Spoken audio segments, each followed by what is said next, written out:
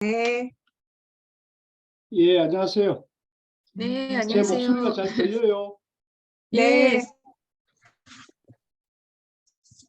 제 목소리가 잘 들리는지요? 잘 잘 들립니다. 들려요? 네, 예, 제가 지금 지방에 와가지고 노트북으로 하다 보니까 그 집에서 하는 환경하고 달라져 가지고 음성이 잘 들리는지, 예, 일단 잘 들린다 그러니까 다행입니다. 자, 그러면 예, 오늘 생활참선 전문과정 성철스님 임재록 평소 공부를 진행하겠습니다.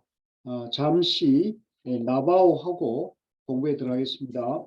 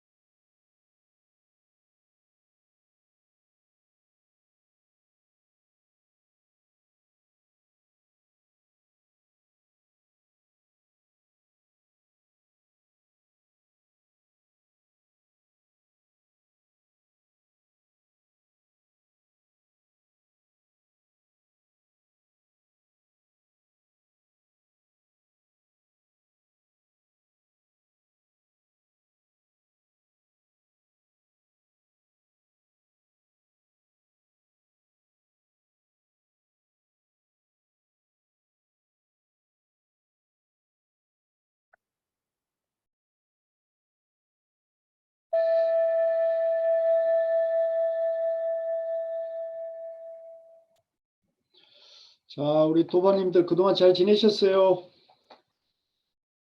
네.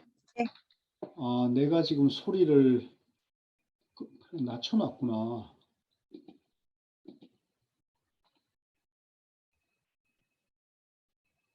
음,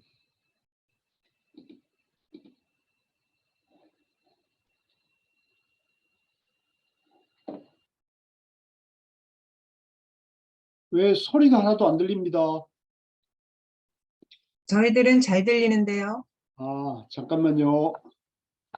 예, 예, 이제, 예, 소리가 들리나요? 네. 네, 아, 예, 예, 좋습니다. 네, 제 목소리는 평소처럼 잘 들리나요?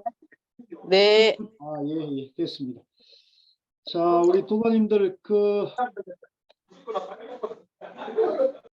잡음이 들어온다. 바쁘시더라도 이렇게, 실시간 공부에 같이 하시면 좀 더 생동감 있고 또 규칙적으로 이렇게 공부하실 수 있으니까 가능하면은 이렇게 실시간 줌으로 공부를 같이 하시면 좋겠습니다. 자, 오늘 임제록 공부는 115쪽 정안부터 하겠습니다. 정안.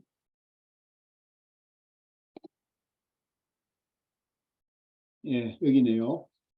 115쪽 2 천수천안의 바른 눈. 우리는 늘 정견 하는데 임재 스님은 여기서 정안이라고 했습니다. 바른 눈. 정견이나 정안이나 같은 거죠. 같은 걸로 보시면 되겠습니다. 자, 천수천안의 바른 눈. 임재 스님이 하루는 하북부에 가니, 하북부는 이제 임재 스님이 하북성에 사셨는데, 하북부는 이제 그 성의 성도겠죠. 성도의 일종의 서울 같으면 서울시청이겠죠.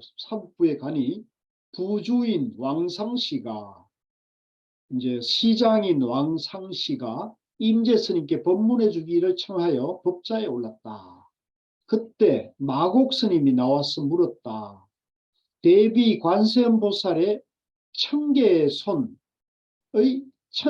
청개의 손 가운데 청개의 눈 가운데 어느 눈이 바른 눈입니까? 이렇게 이제 물었습니다. 우리가 보통 이제 관세음보살님은 이제 천수천안이라 해가지고 천개의 눈과 천개의 손이 있다 그러죠. 그래서 일체 중생의 고통과 이제 병고를 다 살피고 다 구제해 준다는 관세음보살님의 천수천안에서 어느 눈이 정안입니까? 이렇게 이제 질문을 던졌습니다. 임재 스님이 말하기를 대비 관세음보살의 천개 손의 천개 눈 가운데 어느 눈이 바른 눈인가? 어서 말하라 어서 라고 했다. 마곡 스님이 임재 스님을 법좌에 끌어내리고 도리어 자기가 법좌에 올라앉아 임재 스님이 앞으로 다가가 오늘은 어떠하십니까? 하고 문안 인사를 했다. 이제 참 드라마 같은 장면이죠. 마곡 스님이 머뭇거리자 임재 스님도 똑같이 마곡 스님을 법좌에서 끌어내리고 다시 법좌에 앉았다. 마곡 스님이 휙 나가버리자 임재 스님도 법좌에 곧바로 내려왔다. 우리가 보통 이제 대자대비한 관세음보살은 천수천안, 손도 천개고 그 손바닥 눈도 천개인 보살입니다.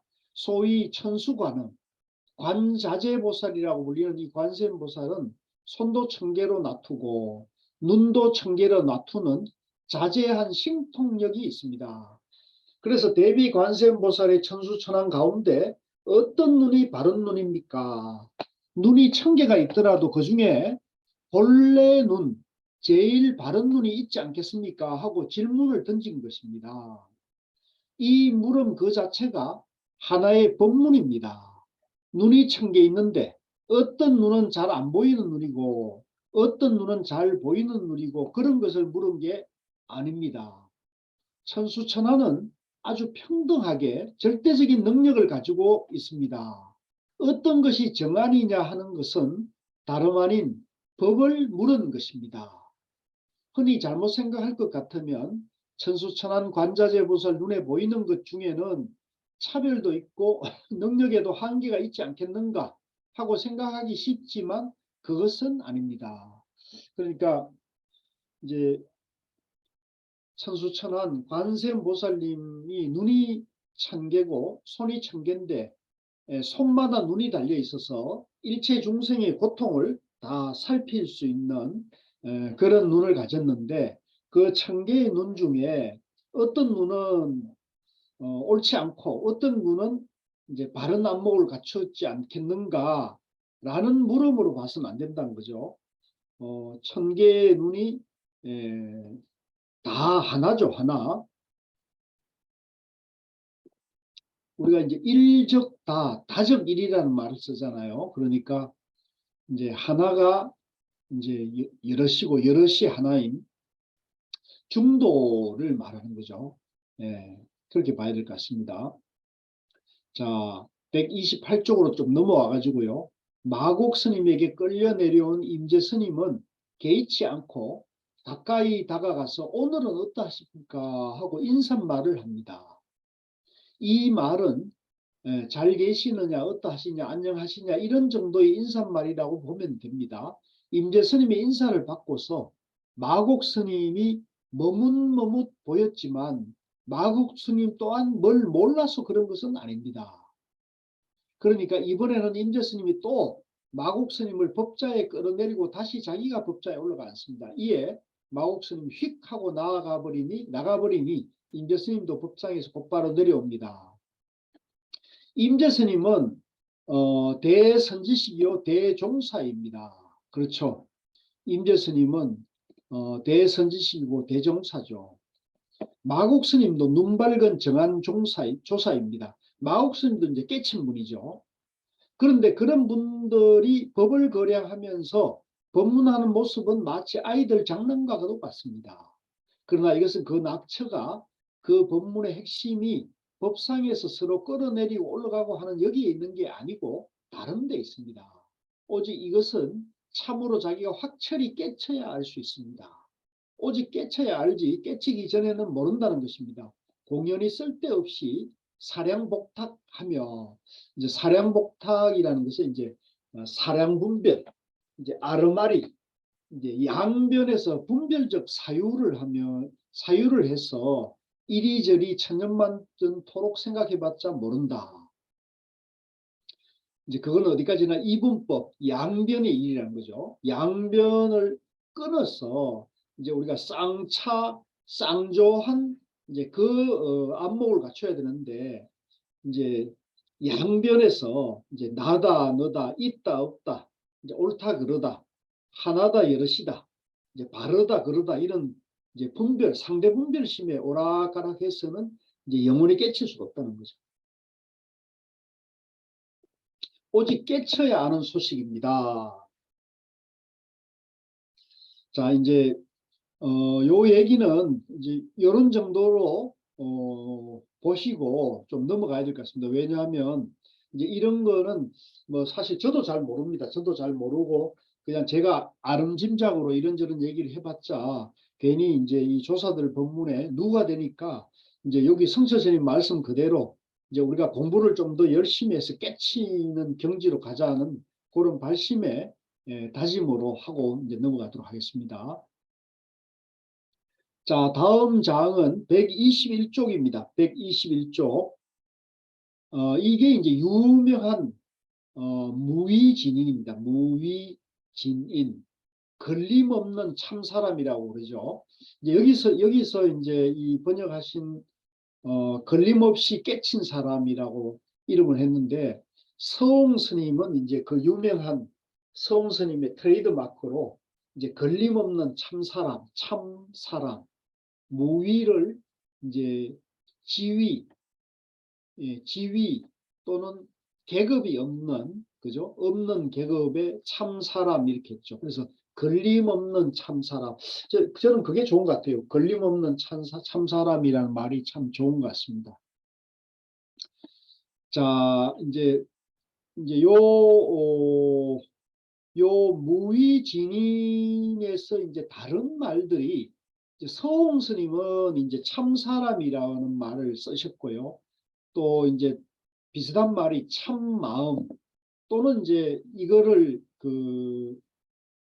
우리 이제 우리나라 선사들이 참나 또는 참나라는 말을 이제 자주 썼어요. 그러니까 우리가 보통 사람 그러면 되는데 여기에다가 사람 앞에 참진자를 붙여가지고 진인, 참사람. 근데 이렇게 할 필요는 사실 없죠. 그냥 사람이 부처다. 사람이 본래 성불해 있다. 사람이 본래 완전하다. 이렇게 하면 되는데 여기에 이제 진자를 붙이거나 무위진인자를 붙였거나 참사람이라는 것은 이제 쉽게 말하면 본래 성불한, 이제 본래 깨달아 있는, 이제 일체 만물이 본래 완전하고 진여 영기로 존재한다는 그 자리를 표현한 것인데, 근데 이게 이제 그 마음자리를 참마음이라는 것까지도 이제 우리가 뭐 하나의 이름이니까 할 수 있는데, 이거를 참나 또는 진나라고 하면은 요거는 조금 우리가 좀 시비의 소지가 있습니다. 왜냐하면 진아 그러면 이제 참된 나가 있다고 하는 또 다른 아상, 또 다른 양변에 떨어질 수 있는 소지가 있거든요. 그래서 우리가 고우 스님께서는 늘 법문하실 때 우리가 경전이나 어록에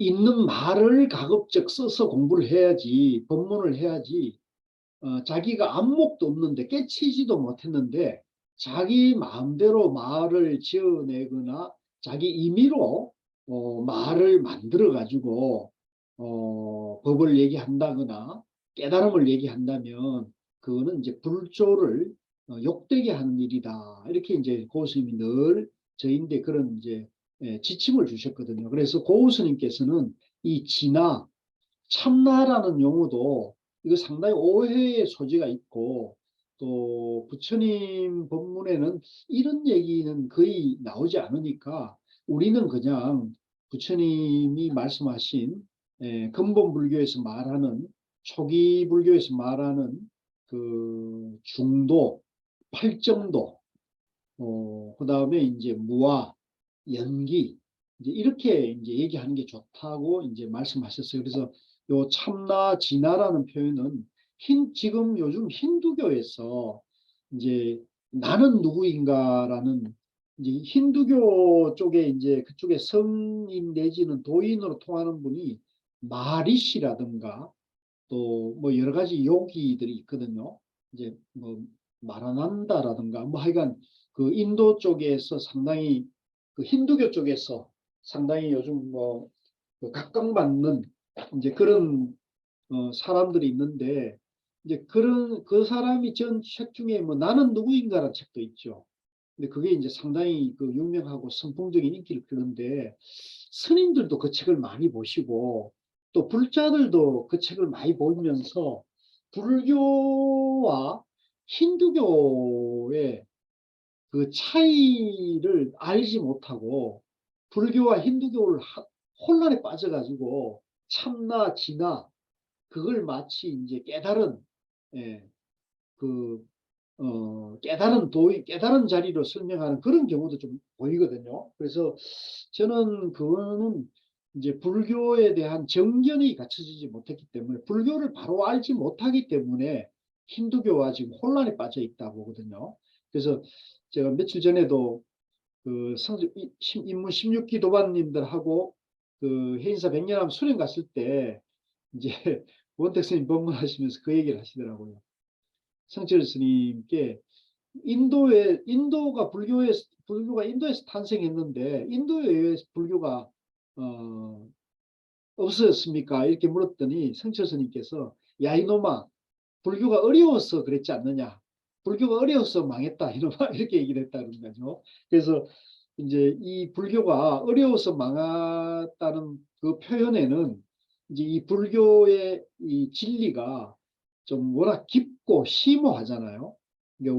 불교의 진리 이제 중도 연기 같은 경우는 사실 굉장히 이제 깊은 이해와 깊은 공부가 필요한 것이죠. 그래서 이 성철 스님께서도 그러셨대요. 12연기를 바로 이해하면은 팔만대장경을 다 이해하는 것이다. 이렇게 말씀하셨고, 고우 스님께서는 이제 저보고 백일법문의 근본불교 사상편에 중도 연기가 부처님의 깨달음이라는 것을 확실히 이해하면은 이제 불교를 이해하는 것이다. 이렇게 말씀하셨거든요.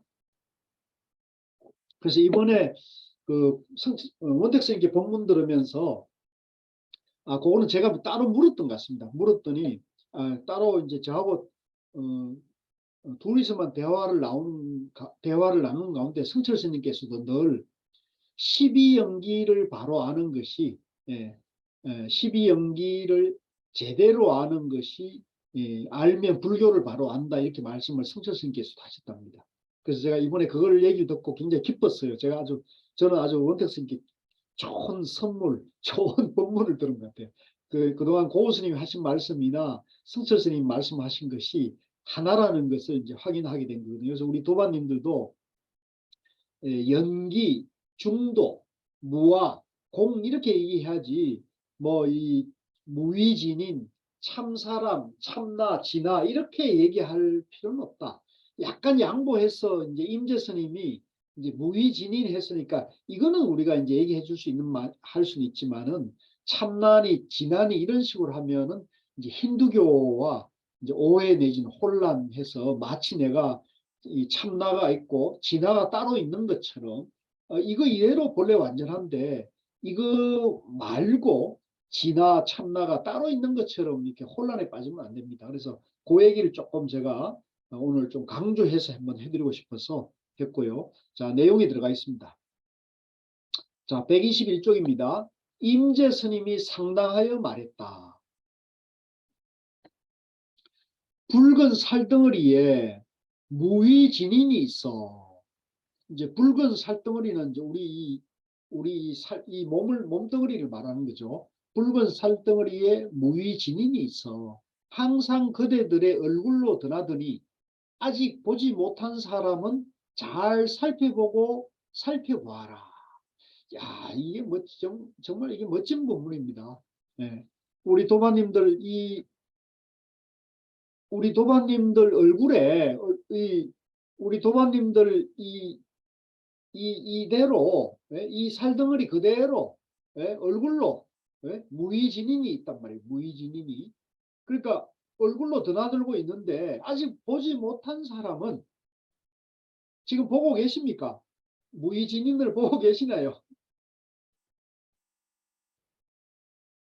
보고 있는 사람은 뭐 문제될 게 없고 아직 보지 못한 사람은 잘 살펴보고 살펴보아라. 그때 한 스님이 나와 물었다.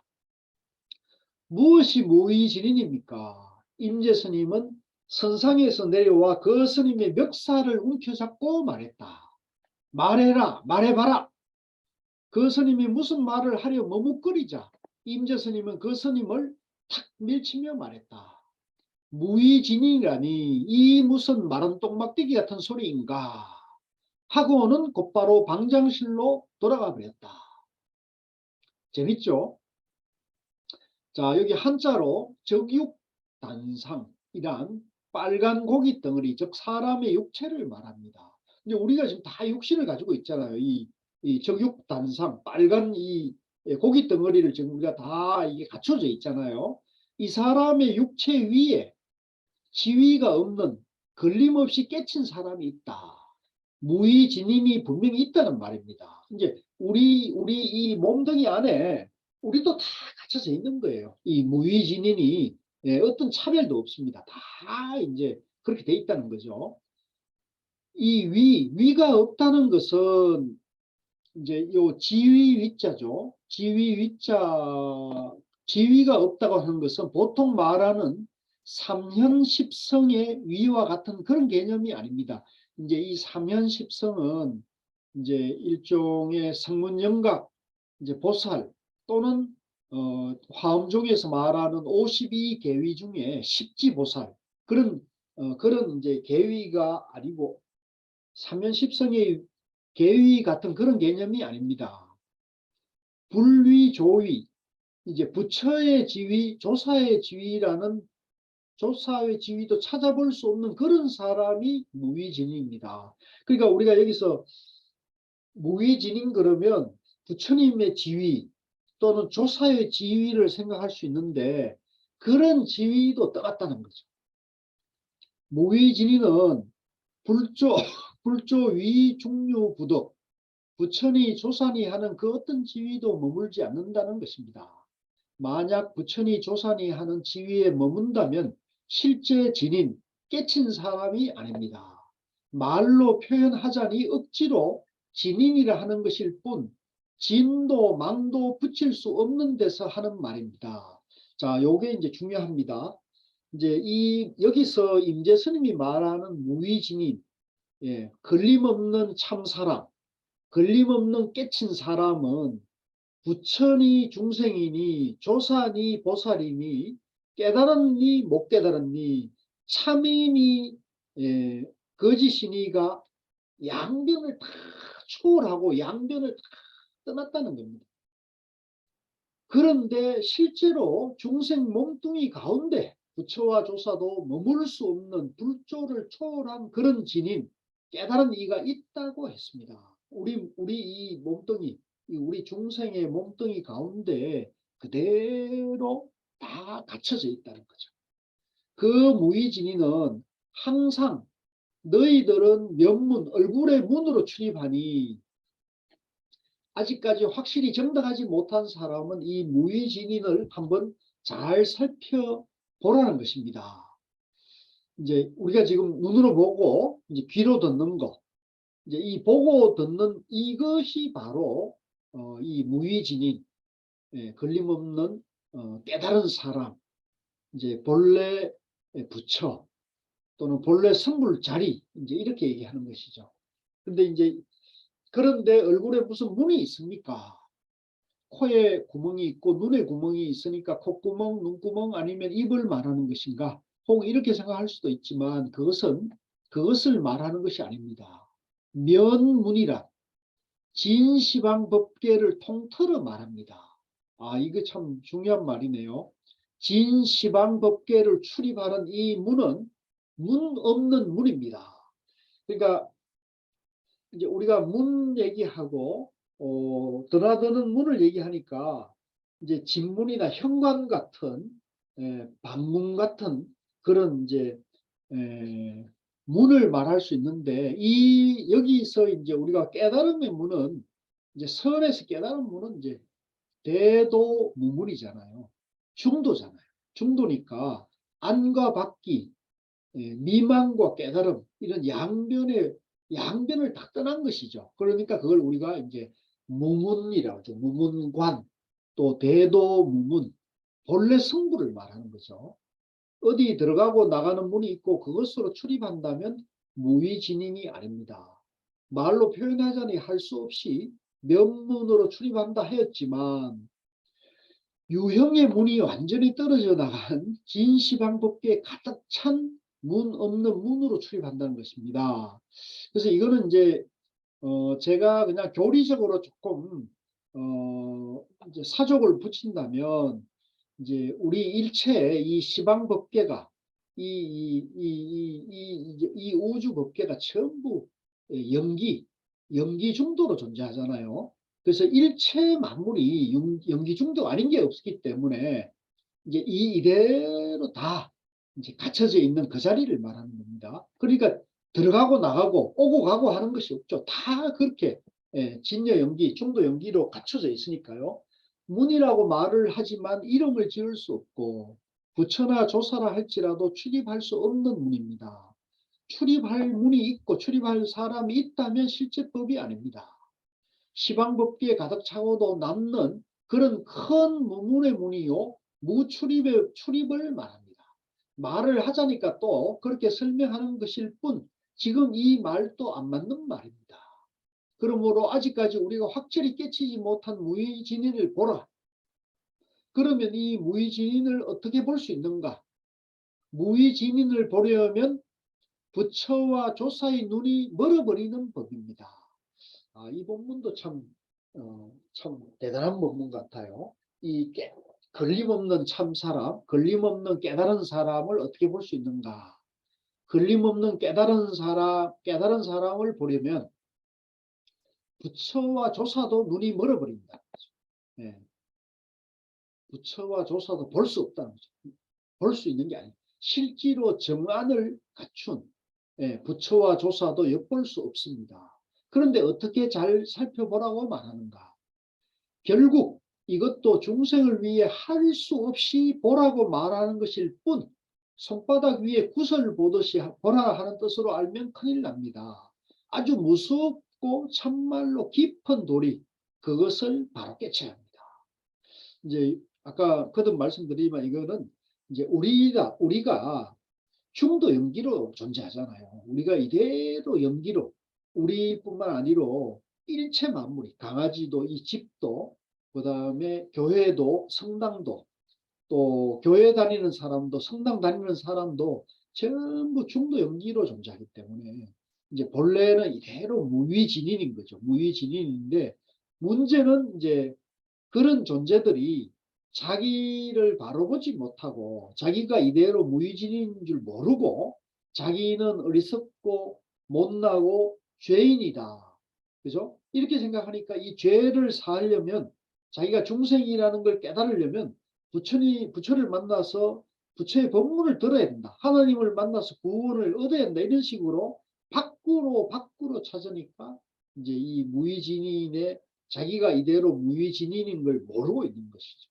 그래서 지금 이 법문은 우리 이 고기 덩어리로 이제 이 면상을 갖추고 있는 우리가 스스로 중생이라는 착각에 빠져 있는 우리 이대로가 그대로 무위진인이다.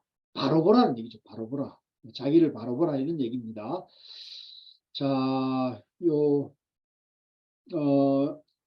대목이 아주 재미있는 본문이더라고요. 126쪽에 그 한참 후에 낭야 해각선사 밑에서 유도파라는 늙은 여인이 공부를 하고 있었어요.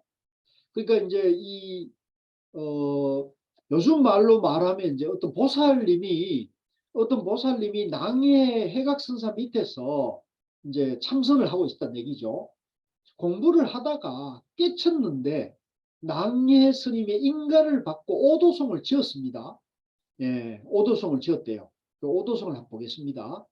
걸림없이 깨친 사람이 하나 있으니 머리는 셋에 팔은 여섯으로 힘껏 역정을 내네. 청겹 만겹 화산도 일거에 부숴버리니 한결같이 흐르는 물은 세월을 상관하지 않네. 이제 요게 좀 재밌어요. 힘껏 역정 화를 내네. 불교란 자비가 근본인데 왜 자꾸 진심, 분노의 마음을 내는가? 실제로 성을 내고 싸우는 상황이 아니라 부처를 만나면 부처를 죽이고 조사를 만나면 조사를 죽이는 말하자면 무서운 수단을 가지고 살불살조를 자유자재하게 하는 데서 펼쳐지는 모습입니다. 이제 이 역정을 낸다는 것은 그러니까 이 탐진치 삼독심에서 내는 게 아닙니다.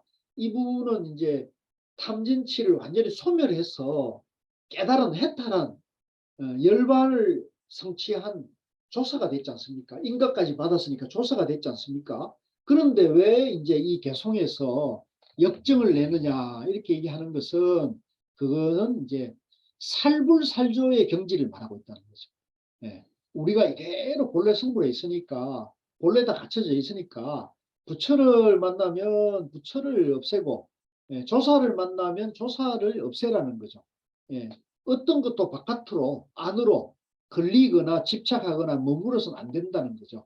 그러니까 이제 여기서도 역정 말하자면 무서운 수단을 가지고 살불살조를 자유자재로 펼치는 모습이라는 거죠. 중국에는 화산이라는 큰 산이 있는데 이제 화산이라고 이제 아주 유명한 그죠? 네, 아주 멋진 산이 명산이 있죠. 천겹 만겹으로 첩첩이 쌓인 봉우리가 끝없이 이어지는 그 산을 한 주먹으로 부숴 조각 내버리니 부서져 조각 난 산골짜기 사이로 흐르는 물은 추나 추동에 상관없이 한결같이 흘러갑니다. 이것은 비유로 말한 것입니다. 법을 확철이 깨칠 것 같으면 무의진인을 알고 살불살조하고 살알자제한 큰 수완을 발휘하여 억천만급 다하도록 자유자재하게 쓸 수 있습니다.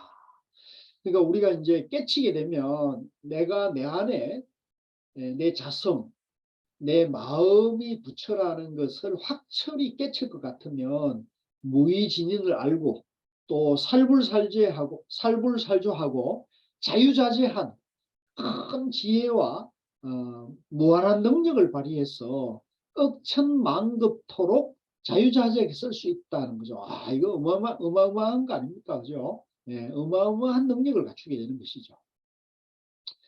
자, 그 다음에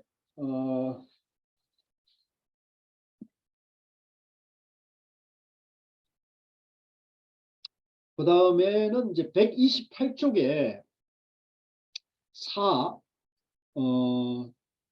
주인의 할과 손님의 할, 이제 빈주 법문인데요. 한번 보겠습니다. 재범은 용서치 않는다.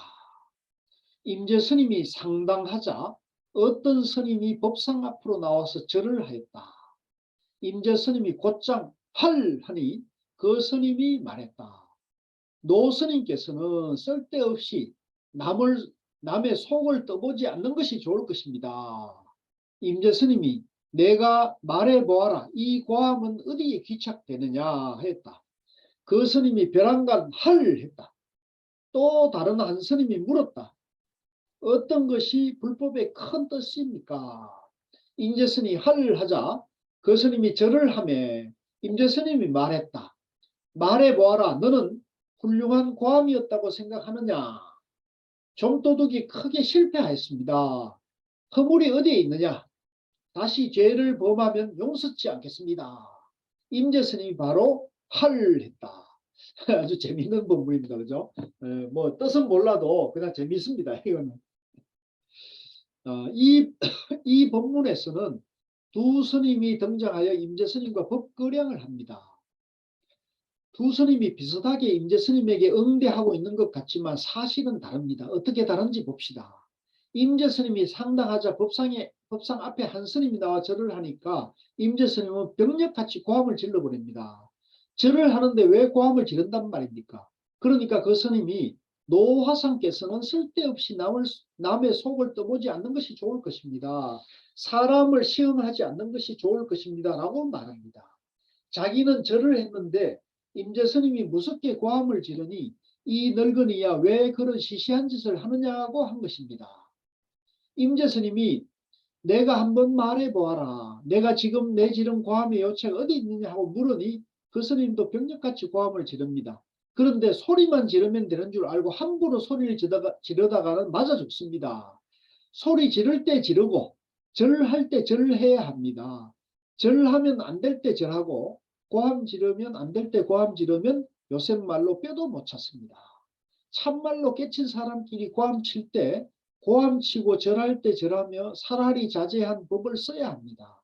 공연히 무조건 하고 미친놈 마냥 고함을 치면 그것을 맹가활방이랍니다. 자, 우리 도마님들 요 맹가활방이라는 것은 조금 알아두시면 좋겠습니다. 이제 맹가활방이라는 것은 맹인이 봉사가 천지를 분간 못하고 주먹을 내디르고 고함을 지르는 것이라 말한 거죠. 자, 66편 중 제대로 된 안목을 갖추지 못한 채로 맹목적으로 휘두른 몽둥이질이죠. 예, 냉가 할방. 아, 제가 요새 이런 거 하는 사람을 좀 보는 것 같은데, 저 유튜브에 보니까 어떤 사람이, 이제 그 사람은 제가자인데, 이제, 이렇게 자기들끼리 선문답 하다가 뭐라 그러니까 이제 이렇게 탁 손바닥을 이렇게 방바닥을 이렇게 탁 치거나 이렇게 하고 이런 걸 보는데 참 가관이더라고요. 그래서 이게 제가 볼 때는 그렇게 하는 사람이 맹가할방 같아요. 맹가할방. 예. 눈먼 사람이 예, 천지도 모르고 주먹을 내지르고 사방에다 고함을 지르는 그런 격이죠. 또 다른 한 스님은 어떤 것이 부처님입니까? 불법 대의냐고 물었다가 임재 스님이 고함을 치자 절을 했습니다. 여기서는 그 스님이 주인이 되어서는 손님이 된 임재 스님에게 이런 좀도둑 같은 놈아, 도적질하려는 내 속마음을 나에게 들켜버려서 하고 말한 것입니다. 임재 스님이 나의 허물이 어디에 있기에 내가 그런 소리를 하느냐고 물으니 그 스님은 다시 죄를 범하면 용서하지 않겠다. 죄를 한 번이나 짓지 자꾸 죄를 짓다가는 용서받지 못한다고 말하니 임재 스님이 고함을 벽력같이 질러버립니다. 초적이 대패로다. 좀도둑이 크게 패했다는 이 말 뜻을 잘 알아야 합니다. 왜 좀도둑이 대패했다고 했는지, 이것이 어느 곳으로 누구한테 귀결하는 말인지 이것을 알 것 같으면 임재 스님의 이 법문뿐만 아니라 모든 삼세 제불과 대조사의 법문을 다 알 수 있습니다. 삼세 제불, 이제 삼세 제불은 이제 과거, 현재 모든 부처님, 과거, 현재, 미래의 모든 부처님을 말하는 거죠. 역대조사 모두가 초적, 좀도둑이 아닌 사람이 하나도 없습니다. 전체가 다 크게 실패한 좀도둑입니다. 저 영산해상에서 부처님이 꽃을 꺾어 들고 이제 염화미소죠. 염화한 거, 가섭이 미소지은 이런 교회 별전의 생명 중의 생명입니다. 그렇지만 이것도 사실 알고 보면 좀도둑이 대패한 것으로서 부처님도 좀도둑이고 가섭도 좀도둑이고 부처님이 꽃을 들어 보였던 행위도 가섭이 미소한 것도 모두 좀도둑이 대패한 일일 뿐입니다. 그러면 왜 교회 별전 소식으로 세존이 염화를 하고 가섭이 미소한 그 참뜻을 부지런히 공부해도 알기 어려운 판국에 어째서 그것을 좀도둑이 대패했다라고 했느냐, 이 뜻을 바로 알아야 합니다. 석가와 가섭이 대패한 좀도둑일 뿐만 아니라 팔만대장경 전체가 식창우고지, 썩은 고름이나 닦아 내버린 아무짝에도 못 쓰는 휴지입니다. 이 표현은 이제 백일법문에도 나오죠. 백일법문에도 이 표현이 나오는 것을 이제 우리가 이제 경전은 이제 고름 닦는 휴지, 이제 이렇게 얘기하죠. 그렇지만 부처님과 가섭존자가 법문한 뜻을 확실히 알아야만 좀도둑이 대패라 할 수 있는 것이고, 또 팔만대장경 전체를 식창우고지를 할 수 있는 것이지, 정법안장 교회별전을 바로 깨치지 못하고 금방지게 입으로만 그런 소리를 했다간 입지옥 여전사, 화살을 쏜 것 같이 빠르게 산채로 지옥에 들어간다는 말입니다.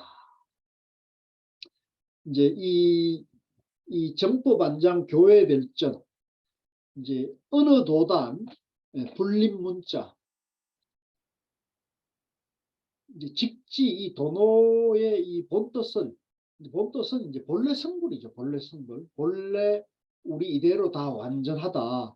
이 뜻을 알지 못하고 입으로만 이제 이런 이런 소리를 이제 하면은 이제 화살같이 산채로 지옥에 떨어진단 말입니다. 좀도둑이 대패라는 말이나 썩은 고름이다 닦은 휴지라는 말은 분명히 아는 사람만이 할 수 있는 말이지 알지도 못하면서 흉내만 내다가는 결국 생함지옥, 산채로 지옥에 떨어지고 맙니다. 요 생함지옥은 이제 그 성철 스님 그 열반송에서도 이제 요 말을 쓰고 계시죠. 이제 요거는 이제 못 깨친 사람이 깨달았다고 거짓말하면은 이제 산채로 지옥에 떨어진다. 이제 이렇게도 말을 합니다. 그러니까 근본이 어디 있느냐 하면 오직 깨쳐야 되지 깨치기 전에는 아무 소용없다. 임재 스님 법문이 전부 다 이렇습니다. 깊은 데서 한 법문인데 말만 따라가면 모두 죽고 맙니다. 말만 따라가지 말고 말 그너머에 있는 깊은 뜻을 알아차릴 수 있어야 합니다. 말만 따라가지 말고 말 그놈에 있는 뜻이 있어야 합니다. 겉으로 보면 아이들 장난하는 것 같지 않습니까? 그렇지만 그게 아닙니다. 뜻은 저 깊은 데 있습니다.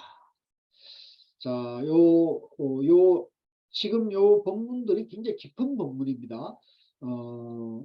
이제 이 성철 스님 평석이 비교적 자세하지만 또 어렵죠. 그런데 이제 제가 이제 우리 도반님들에게 제 깜냥에서 제 본상에서 말씀드리면 이제 계속 일관되게 이제 우리가 이대로 본래 부처라는 거, 우리가 중생이라는 착각, 양변의 상대 분별에서 깨어나 우리 이대로 본래 다 갖춰져 있다는 것을 계속 일관되게 이제 법문을 해주고 계십니다.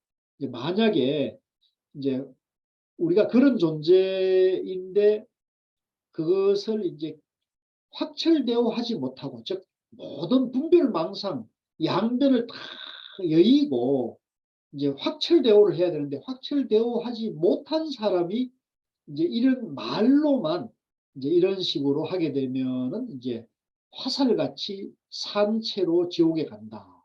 또는 이제 맹구할방이라 했습니까? 아까 맹가할방이나 이런 그런 말을 함부로 쓰면은 산채로 화살처럼 지옥에 떨어진다. 이제 그렇게 법문을 하신 겁니다. 자, 도마님 좀 쉬었다가 지금 이제 8시 49분인데요. 좀 10분 쉬었다가 9시 정각에 요 아주 유명한 빈주 법문에 들어가 있습니다. 좀 쉬겠습니다. 네.